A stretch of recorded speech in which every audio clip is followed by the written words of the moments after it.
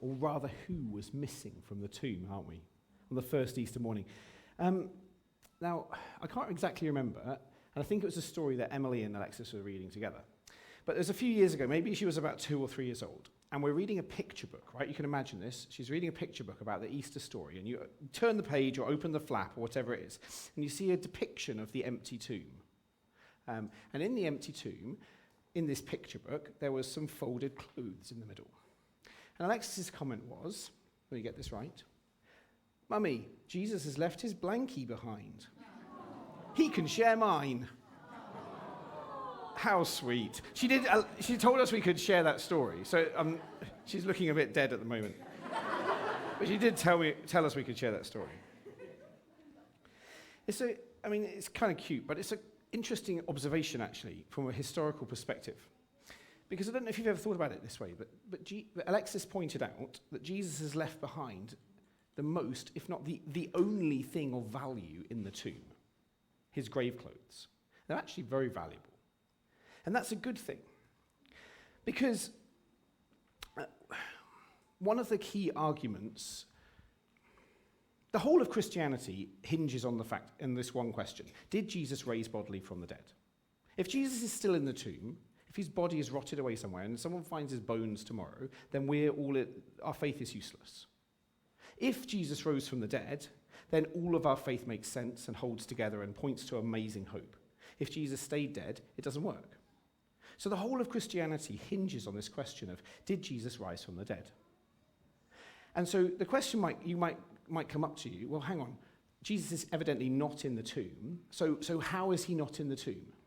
You could ask the question, well, maybe his disciples ran over there and pushed the soldiers out the way and there's a big stone and stole his body and pretended he was alive. And then you might wonder to yourself, why would you do that and then die for the belief that this man rose from the dead? It'd be an interesting question. Or you might think, well, hang on, the Roman soldiers might have taken the body away for some kind of trick. But the Roman soldiers got in a lot of trouble for allowing this body to not be there. And it caused them an awful lot of heartache as an organization, as a government, that this man that they had executed on Friday is suddenly not there on a Sunday, and people are claiming that he's raised from the dead. It would have solved a lot of their problems to just go, well, hang on, here's the body. In the same way that the Jewish leaders, if they somehow had managed to overpower the Roman soldiers and steal Jesus' body, would have been able to go, well, hang on, it's causing a lot of trouble, people saying Jesus is raised from the dead. Actually, here's his body, just have a look. So really the only thing that makes any kind of sense at all would be, I don't know, some random other person might have kind of broken in somehow, maybe when the soldiers were asleep, and stolen Jesus' body, because bodies were wrapped in spices and grave clothes that were worth quite a lot of money. And so you would think, if someone random has broken in and stolen his body, then they would have presumably wanted the grave clothes and the spices more than they would have wanted his body in the first place. So the idea that his body was gone but the grave clothes remained, or his blankie remained, is actually quite a compelling conversation starter when it comes to thinking about the veracity of Christianity. And if you're here as someone who's asking questions about Christianity, you might have a lot of different questions about the way the church has behaved, or about the way that Christians talk to one another, or the way that the Bible is complicated at different places. But I want you to focus, if you could, for me, just today, on the one question: where is Jesus' body? If you could answer that question for me, in your own mind, where is Jesus' body? Because the Christian message has a very clear understanding that Jesus' body was raised from the dead and ascended bodily into heaven. If it's not that, then I'd love to hear a different alternative. So have a think about that question. If you're questioning or curious about Christianity, ask the question, where is Jesus' body? There are plenty of people who have written books on it, and you can have a real piece of insight as you try and answer that question.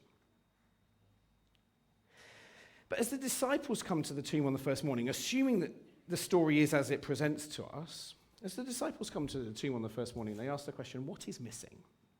And it's a question that we all ask at different points in our lives. When some things don't seem right, when things feel out of place, when we're searching for meaning or hope. And our passage this morning has Mary asking that very question. Who's missing? And in fact, why is that missing Jesus the best news of all? And our story starts in John chapter 20, verse 1. So at the beginning of the chapter, we find Mary coming to the tomb early in the first day of the week. So this is Sunday morning. Now, who was at the sunrise service on Victoria Park this morning? I was supposed to be there. Wonderful. Was it good fun? Great. Did you see the sun? No. But it's a fantastic opportunity. I was supposed to be there, but I was banned because I'm not feeling very well. This is early, before the sun's up. So this is like 5 o'clock in the morning. On the Sunday morning, it's still dark, and Mary's heart is heavy, and she's searching for Jesus, and she finds only the stone rolled away from the entrance, and presumably the guards run away as well. For Mary, Jesus wasn't like a teacher or a prophet or like a celebrity. He was the one who had cared for her personally after casting the demon out of her. He was the one who had brought light and hope and life into her darkness in ways that no one else had been able to. And he was the one who had transformed her very existence from darkness to light. But now he's gone, and Mary's in mourning, she's heartbroken, she's grieving, and in her mind, this isn't just the loss of a teacher, this is the loss of the one who's given her life, who's redeemed her. And at that moment, Mary feels the full weight of the human condition, what it is like to experience separation, to feel that hope has been destroyed. And she's standing at the tomb of Jesus, the one who brought hope to so many, and he's gone. The finality of death, the empty tomb, and the absence of his body, this is a moment of deep sorrow and confusion. But Mary's sorrow isn't just normal grieving. It's a grief of hopelessness. It's a grief that comes from losing the one who is supposed to change everything. So what do we do when we can't see Jesus? We think there must be something about this Christianity. We're not quite sure what to make of it, but we can't see Jesus. We've given our lives to following Jesus for years and years and years, and suddenly in the darkest moments we don't feel like we can see or sense him with us. What do we do when we feel like he's gone? Maybe you've been there. Maybe you're there today. Prayed and prayed, but it feels like Jesus is distant, and the grief and circumstances of life feel so overwhelming that we wonder, where is he? And like Mary, you feel the absence. Have you ever been searching for something? Have you ever been searching for something absolutely convinced? Hang on. Have you? The red light hints at this one. Have you? Anyone? Shall I go hand up? Okay, hand up. Right. Have you? Hello. Have you ever been searching everywhere for something, absolutely convinced that once you found it, everything would be okay? You know, only to discover that actually wasn't the thing that you needed in the first place. I remember one morning absolutely tearing the house apart, looking for my car keys. I looked under sofa cushions, in coat pockets, inside every bag that I owned, places the keys that had never even been before. You know, I was tempted to look in the fridge. I was just desperate. I really needed to find my car keys because I was convinced that if I could just find them, then the day would get back on track. Eventually, after multiple frantic minutes, I discovered where they were. They were in the car. But the car wasn't there because Dan had taken the car with my car keys. The keys hadn't gone missing, the car had. What I thought I needed, what I was convinced would solve the problem, wasn't actually what was missing at all. And I wonder if that was a little bit like how Mary felt that first Easter morning. As Dan said, she arrives at the tomb heartbroken, mourning. Her friend, her teacher, her Lord is gone. He's gone.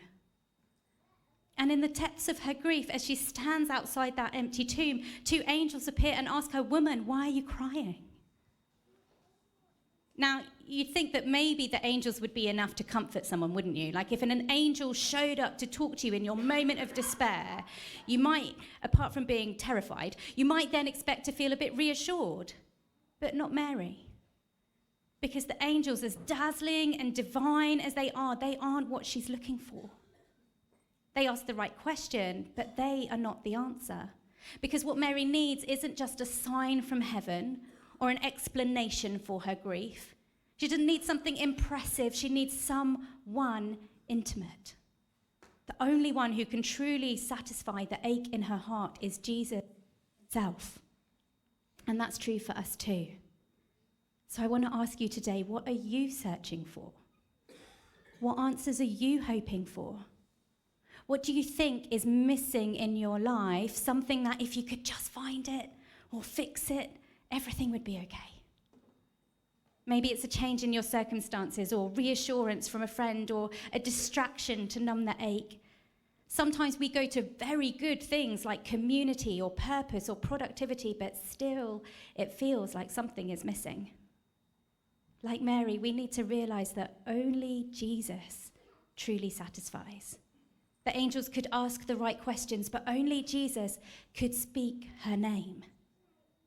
The tomb was empty, and yet the presence of Jesus was still very near. And maybe that's the hope we all need to hold on to today.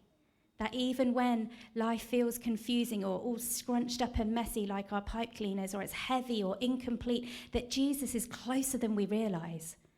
And he's not just asking you questions, he's calling you by name.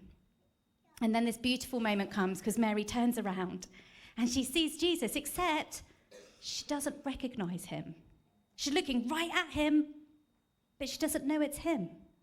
It's like she's so caught up in her sorrow that she doesn't see what's right in front of her.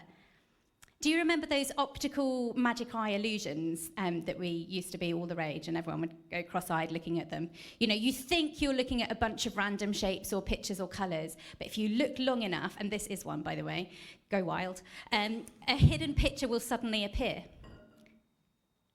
Some people can just see the image straight away. Others will stare for ages, frustrated, until suddenly, bam, it clicks into place, and then you can't unsee it. What was once hidden becomes so obvious you wonder how you missed it. What's really funny for me right now is watching you all stare at the screen. There's a lot of crossed eyes going on. Sometimes we miss what's right in front of us, and that's exactly what happened to Mary.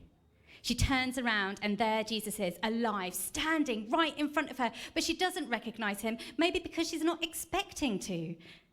Maybe because her sorrow is too overwhelming. Maybe because he's not showing up the way she thought he would. But just because she doesn't see him doesn't mean he's not there. And the same is true in our lives. Jesus so often meets us in the middle of our pain, our questions, our confusion, but we don't always recognize him straight away. We're so focused on the problem or what we expected him to do that we miss his quiet presence, already standing right beside us. He doesn't always show up in the way we imagined, but he always shows up. Before we moved from the south of England to Leeds back in 2011, that was the first time that we were going to be going into full-time ministry, and Dan had been appointed as the student pastor at a big church up in Leeds. And let's just say I was struggling with the idea of having to leave behind my church, my family, the responsibility I had. I had a great part-time job. I had lots of significance in roles that I played. I was living down the road from my parents. So many things. I sobbed my eyes out every single week for about 3 months in church. And they always kept playing this song like, "You must go, go." I was like, I don't want to go. I don't want to go to the north. That's scary. I found it really hard. Anyway, the summer right before we moved in the August, September time, we went to New Wine as a family, a big Christian camp. And I found myself in most of the sessions during worship just standing there, just numb. I had no song in me. Sometimes I didn't even bother to stand up. Sometimes I was just sitting down. There was nothing left. I was so heartbroken. God felt so distant, so far. I doubted where he was. I doubted if he was even there at all. And one night I was in one of the main sessions, probably about 2,000 plus people in this session.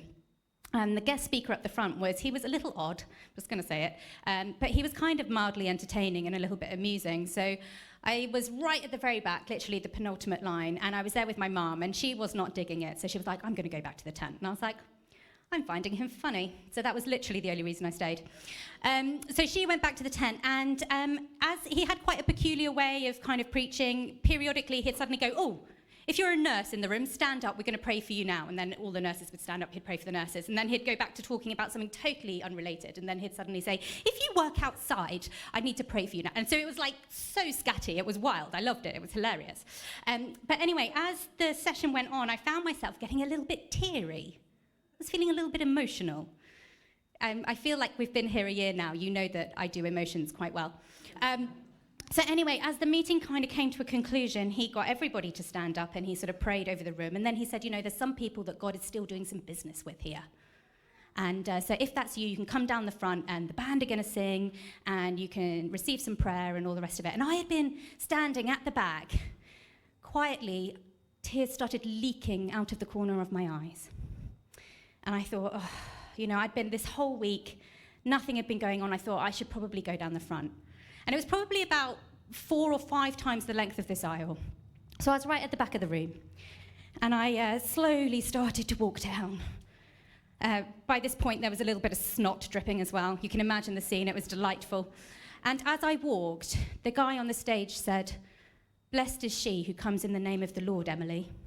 Newsflash for anyone who doesn't know, my actual name is Emily, not Em, and not Emma. It's Emily. And he said, "Blessed is she who comes in the name of the Lord, Emily." And I thought, don't be ridiculous. There's probably about 20 Emilys in this room. That's clearly not me. And I got down the front, and I was so broken I couldn't even stand up. I just knelt down. And in my head, I had all these things about having to move and about how I was going to be a nobody.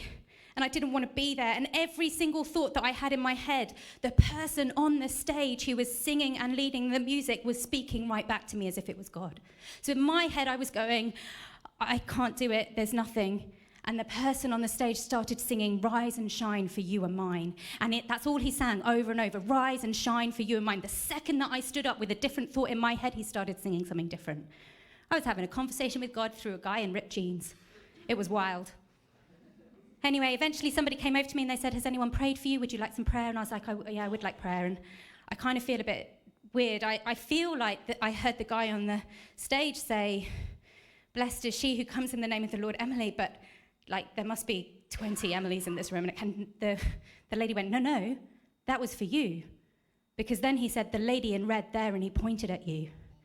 That was the jumper I was wearing that night. God knows your name. He can see you in a room, in a crowded place where you feel so alone. He sees you and he knows your name. He calls you by name. And that's exactly what happened in the garden on that Easter morning. Mary was distraught. She didn't recognize Jesus, even though he was right in front of her, but then he speaks her name, Mary. And it's that moment that changes everything. Not because of an explanation, not because of a grand display, but because of recognition, relationship, love. Jesus didn't just speak to her as a stranger. He spoke her name because he knew her. And he knows you too. He sees your tears. He knows your heart. He speaks your name. And this is the good news of Easter. Jesus is not missing. He's alive. He's not far off. He's close. He's not indifferent. He's deeply personal, and he knows your name. And in just a moment, we're going to take communion together, another moment of recognition, a moment to remember that the Jesus who called Mary's name is the same Jesus who gave his life for you and who rose again so that you can know that life. As you receive the bread and the cup today, let it remind you that he is not far. He is here. He calls you by name. And then afterwards, because it is Easter, and it's very important that we recognize and celebrate that it is Easter with chocolate.